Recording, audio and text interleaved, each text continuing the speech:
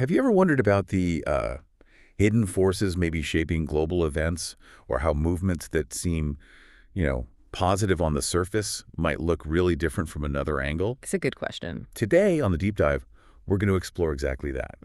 Our deep dive today unpacks a specific and pretty provocative perspective on George Soros and his network of NGOs. Right. We're drawing from a source called Soros Umbra din Spatele Razboilor Modern, that translates roughly to Soros, the shadow behind modern wars. A very evocative title. It is. And our mission really is just to get into the claims made in this material, to understand how it portrays this powerful figure operating not with armies or tanks, but through money and ideas. Financial influence, ideological movements, that's the core concept presented. Yeah. We'll look at the specific examples the source uses and, what it suggests about the world today. Okay, let's unpack this. So what the source really zeroes in on here is this, challenging idea that modern power isn't always about military strength. Right. It paints a picture of a different kind of conquest. Not with armies, like you said, but with NGOs. Not tanks, but money.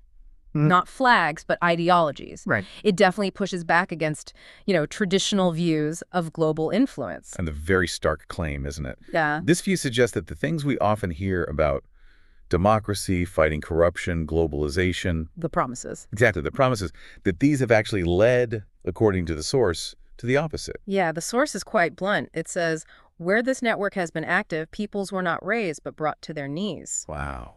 Identities crushed, nations weakened, people transformed into easily manipulated masses. That's the direct quote. It emphasizes this sort of inversion of outcomes. So how does it argue this actually happens, this negative transformation? Well, the source puts forward this idea of a slow, subtle infiltration. It claims that by funding certain NGOs, cultivating specific ideological movements, traditional national structures get weakened over time, systematically.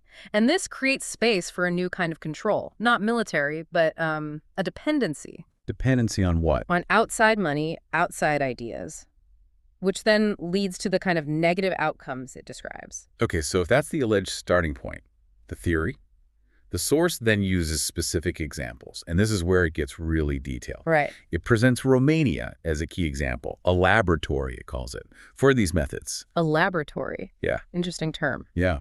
It contends that after 1989, Soros entered with his Open Society Foundation. Funded, it says, thousands of NGOs, trained leaders, opinion shapers. All presented under the banner of democracy. Right.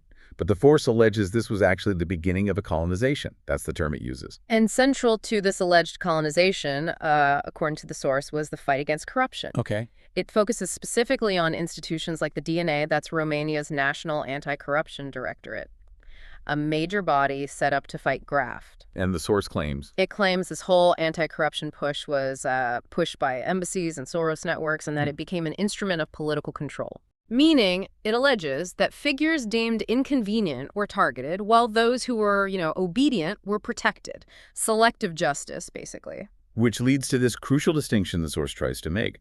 What about the real corruption, it asks? How does it separate these two alleged types? Well, it argues that the big stuff selling off major national assets, like the oil company Petrom, the steel giant Sidex, big banks like BCR, and these huge controversial contracts like the Bechtel highway deal, that this was never touched. Never touched by the anti-corruption drive? That's the claim. Because these deals, it says, were deemed perfectly legal. Passed through laws, treaties, contracts. Oh, okay. So the source argues this created a new type of corruption, legalized corruption, which, it contends, cost the Romanian people billions.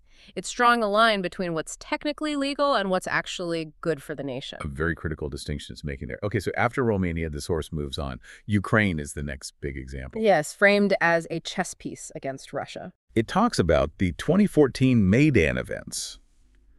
The big pro-Western protests in Kyiv. Right, that led to major political change. And the source alleges that Soros-funded NGOs organized the protests. Yeah.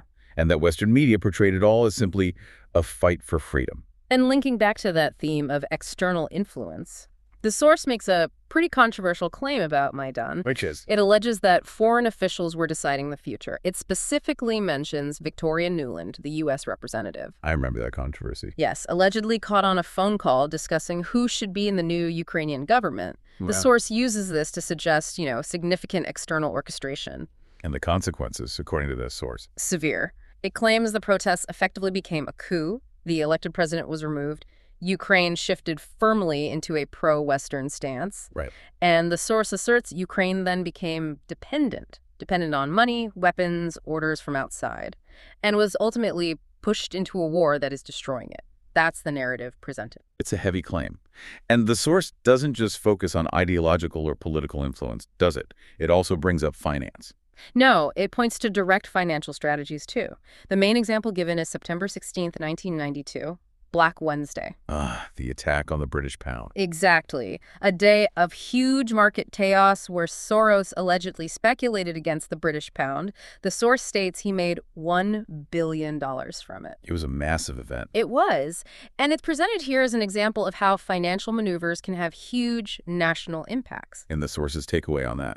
Pretty stark. A single man gained. An entire nation lost, used to demonstrate this alleged power to weaken whole nations through finance alone, a different kind of leverage. So not just isolated incidents then, the source tries to show a broader pattern. Yes, exactly. It talks about chain revolution. Yeah. It points to other places, Serbia, Georgia, Armenia, Kyrgyzstan, and claims the same scenario played out. Funded NGOs, organized protests, regime changes. That's the alleged template. And presented as peaceful revolutions. Presented that way, yes. But the source asserts the outcome wasn't peace, it was instability. Leading, it argues, to states becoming weaker, more divided, easier to control. It paints this picture of a consistent negative outcome across different nations. But it does mention an exception. It does. It highlights Hungary. It claims Viktor Orban identified Soros as a national danger. Right. Orban has been very vocal. Very. The source says Hungary interdicted his foundations, blocked foreign-funded NGOs, and by doing so, preserved its sovereignty. So Hungary is positioned as the only one that closed the door and refused to become a pawn. That's how the source frames it, a point of resistance in this narrative. Okay, so bringing all these different threads together, Romania, Ukraine, the UK finances, the chain revolutions, Hungary, what's the overall picture this source is painting? Well, it synthesizes these claims. Romania, the laboratory. Ukraine sacrificed. England looted, financially speaking. Parts of Asia and Eastern Europe destabilized. With Hungary as the outlier. With Hungary as the only one that resisted, in its view. And it uses this to build towards its definition of globalism. And how does the source define globalism? From its perspective, it's a world where nations are dissolved, traditions ridiculed, faith replaced with ideologies. A world where people are no longer free citizens, but rootless consumers. That's its concluding take on the ideology it's critiquing. And it finishes with a question aimed directly at the listener, or at least using Romania as a stand-in. Yes, a very provocative, amazing question. It asks, essentially, if tomorrow $1 billion came to Romania's door, but the price was for getting our soul, would we open the door? Or would we defend what remains of our dignity and identity? It frames it as a fundamental choice. It's time to choose, it says, not just between money and poverty, but between the slow death of the nation and its rebirth. Powerful language. It certainly leaves you thinking. And it raises an important question. Well, really for all of us, doesn't it? About values, identity, and influence in the modern world.